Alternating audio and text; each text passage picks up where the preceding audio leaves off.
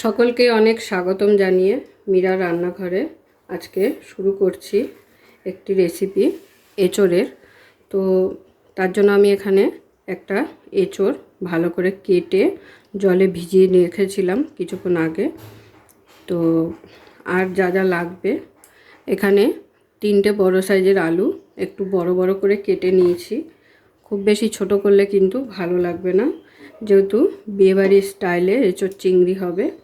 তো চিংড়ি মাছ এখানে আমি 300 গ্রামের মতো নিয়েছি। চিংড়ি মাছগুলো খুব বেশি বড় নিইনি, এরম সাইজের চিংড়ি নিয়েছি, কারণ খুব বেশি বড় চিংড়ি ভালো লাগে না। তো আপনারা চাইলে বড় চিংড়িটাও দিতে পারেন। আর লাগবে পেঁয়াজ কুচি, টমেটো পেস্ট, আর যা যা মশলা লাগবে সেগুলো আমি রান্নাটা করতে করতে আপনাদের দেখাবো। তো প্রথমে আমাদের যেটা করতে হবে সেটা হলো আলু আর এঁচোড়টাকে একটু 40% মতো সেদ্ধ করে নেব। তো তার জন্য আমি এখানে সসপ্যানের মধ্যে জল বসিয়ে দিয়েছিলাম গরম।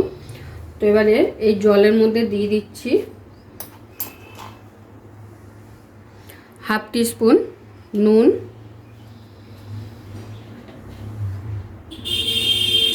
আর দিয়ে দিচ্ছি হলুদ, আর এখানে দেব একটু কাশ্মীরি লঙ্কা গুঁড়ো, যাতে কালারটা সুন্দর হয়। তো এবারে একটু নেড়ে দেব জলটাকে।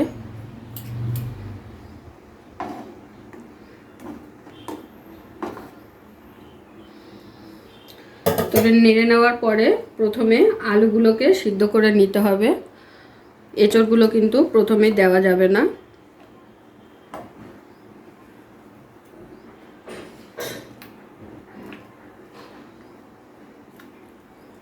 খুব বেশি কিন্তু সিদ্ধ করার প্রয়োজন নেই, হালকা করে সিদ্ধ করলেই হয়ে যাবে, কারণ বেশি সিদ্ধ হয়ে গেলে তখন কিন্তু আলুগুলো ভাজা যাবে না।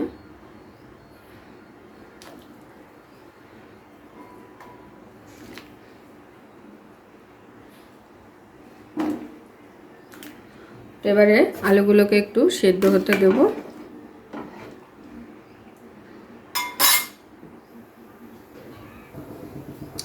তো এবারে আলুটা সেদ্ধ করতে করতে অন্যদিকে কড়াই বসিয়ে দিয়েছি। কড়াইতে এবারে একটা গুঁড়ো মশলা রেডি করে নেব প্রথমে, যেটা ছাড়া বিয়েবাড়ির স্টাইলে কিন্তু এঁচোড় চিংড়ি একদম অসম্পূর্ণ থেকে যায়।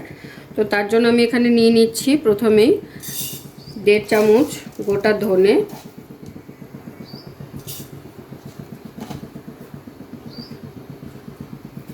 আর দিয়ে দেবো 1 চামচ গোটা জিরে। তো এটাকে শুকনো খোলায় একটু ভালো করে টেলে নেব প্রথমে। তো একই সাথে দিয়ে দিচ্ছি 3টে শুকনো লঙ্কা আর কিছুটা গোলমরিচ, গোটা গোলমরিচ। আপনারা আপনাদের পরিমাণ বুঝে মশলাটা রেডি করে নেবেন। আর যদি কেউ মনে করেন যে এই মশলাটা স্টোর করে রাখবেন অনেক দিনের জন্য, তো সেক্ষেত্রে এটার সাথে একটু সামান্য নুন দিয়ে এই মশলাটাকে তৈরি করে নিতে হবে। তো আমি এখানে খুব বেশি বানাচ্ছি না, অল্প করেই মশলাটা রেডি করছি। তো আমি সেটা বলে দিলাম, যদি মনে করেন যে স্টোর করে রাখবেন, তো সেক্ষেত্রে তখন আপনারা এখানে একটু নুন ব্যবহার করতে পারেন, তাহলে মশলাটা আপনাদের অনেক দিন ভালো থাকবে স্টোর করে রাখার জন্য। তো এই মশলাটা ছাড়া কিন্তু বিয়েবাড়ির স্টাইলের এঁচোড় চিংড়ি একদম অসম্পূর্ণ। এই মশলাটা আগে রেডি করে নিতে হবে। গ্যাসের ফ্লেমটাকে লোতে রেখে কিন্তু এই মশলাটা তৈরি করবেন, নাহলে কিন্তু পুড়ে যাবে। পুড়ে গেলে কিন্তু স্বাদটা একদমই আসবে না। তো অবশ্যই গ্যাসের ফ্লেমটাকে আস্তে দিয়ে একটু সময় নিয়ে এটাকে ভালো করে ভেজে নিতে হবে। তো দেখুন মশলাটা কিন্তু আমার ভেজে নেওয়া হয়ে গেছে। এবার মশলাটাকে আমি একটি প্লেটে ঢেলে আগে ঠান্ডা করে নেব, তারপরে মিক্সিতে দিয়ে এটার একটা ডাস্ট তৈরি করে নেব। তো মশলাটাকে এই প্লেটের মধ্যে আমি ঢেলে নিচ্ছি, ঠান্ডা হলে এটা কিন্তু গুঁড়ো করে নেব। আর ওদিকে আমাদের আলুগুলোও কিন্তু সেদ্ধ হয়ে গেছে, মানে খুব বেশি সেদ্ধ তো করিনি, আগেই বলেছি খুব বেশি সিদ্ধ করা যাবে না। তো এবারে আমি আলুগুলো এই বাটিটায় তুলে নেব। তো দেখুন খুন্তি দিয়ে জোরে চাপলে তবেই কিন্তু ভাঙছে। তো খুব বেশি সিদ্ধ করিনি, নালে কিন্তু ভেঙে চুরে যেত। তো এবারে চলুন এঁচোড়টাকে সেদ্ধ করে নেওয়া যাক। তো এই একই জলের মধ্যে কিন্তু এঁচোড়টাকেও সিদ্ধ করব আমরা। তো এবারে এঁচোড়গুলোকে আমি দিয়ে দিচ্ছি। এঁচোড়টা সিদ্ধ করে নেওয়ার কারণ হলো এঁচোড়টা যে ছাড়ানোর সময় তো কষ একটা বেরায়, আর যদি একটু সেদ্ধ করে নেন, এরকম ভাপিয়ে নেওয়া হয়, তাহলে কিন্তু বাকি যে মানে আঠার অংশটা থাকে সেটা কিন্তু বেরিয়ে যায়। তো সেই কারণে হালকা একটু এরকম ভাপিয়ে নিলে ভালো হয়, তাতে টেস্টটাও অন্যরকম হয়। আর এঁচোড়টা যখন ভাজবো খুব সুন্দর লাল লাল করে ভাজাটাও হবে। তো সেই কারণে একটু সিদ্ধ করে নেওয়া। এবারে এঁচোড়টাকেও সেদ্ধ করতে দেব। এঁচোড়টা যতক্ষণে সিদ্ধ হচ্ছে ততক্ষণে চিংড়ি মাছটাকে ম্যারিনেশন করে নেব। তো ম্যারিনেশনের জন্য আমাদের লাগছে হলুদ গুঁড়ো,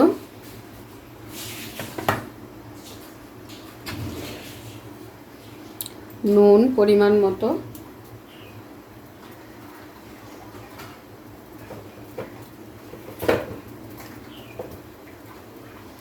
আর দিয়ে দিচ্ছি রঙের জন্য একটু কাশ্মীরি লঙ্কা গুঁড়ো, আর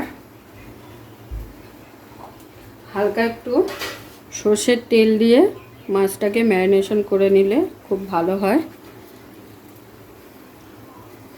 তো মাছগুলোকে ম্যারিনেশন করে ভেজে নেব।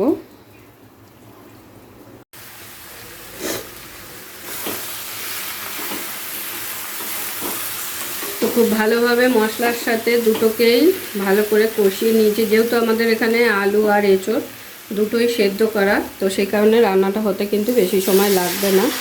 তো দিয়ে দিচ্ছি পরিমাণ মতো জল।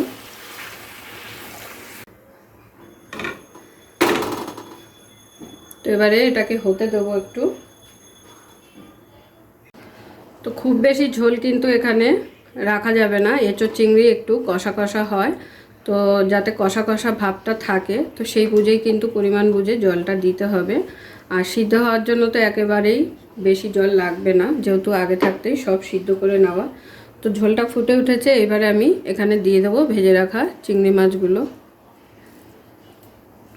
আপনারা চাইলে কষানোর সাথেও একবারে চিংড়ি মাছটা কষিয়ে নিতে পারেন। যখন এঁচোড়টা আর আলুটা মশলার সঙ্গে কষাবেন তখনও কিন্তু চিংড়ি মাছটা একসাথে দিয়ে কষিয়ে নিতে পারেন। তো আমি এখানে পরেই ব্যবহার করলাম, পরে দিলাম। তো এবারে এটাকে 5 থেকে 7 মিনিটের জন্য হতে দেব। তো দেখুন একদম কিন্তু চিংড়ি মাছ দিয়ে এঁচোড়ের তরকারি তাহলে আমার একদম ফাইনালি রেডি হয়ে গেছে। গ্রেভিটা কিন্তু এরকম থাকবে, খুব বেশি পাতলা ঝোলও হবে না, আর খুব বেশি যে একদম কষা কষা হবে সেটাও না। হালকা গ্রেভি না থাকলে তো খাওয়া যাবে না। এই যে গ্রেভিটা এরকম থিকনেস রাখলেই হবে। এবারে আমি এর মধ্যে দিয়ে দেবো যে মশলাটা তেলে রেডি করে নিয়েছিলাম, সেটা আমি গুঁড়ো করে নিয়েছি, সেটা এখন এখানে অ্যাড করব।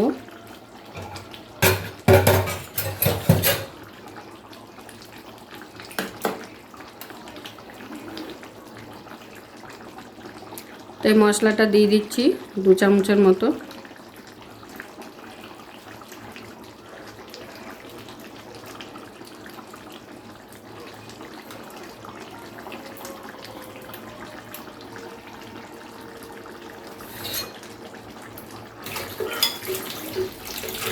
আর দিয়ে দেবো, অবশ্যই এটা দেবেন, না হলে কিন্তু বিয়েবাড়ির স্টাইলের স্বাদটা আসবে না, একটু ঘি।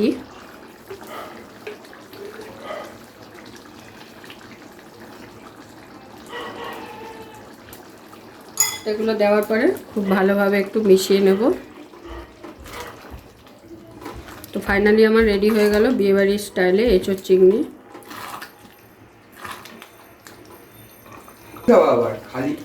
তো ফাইনালি আমার এঁচোড় চিংড়ি একদম রেডি। এবারে আমি গরম গরম প্লেটে সার্ভ করে নেব।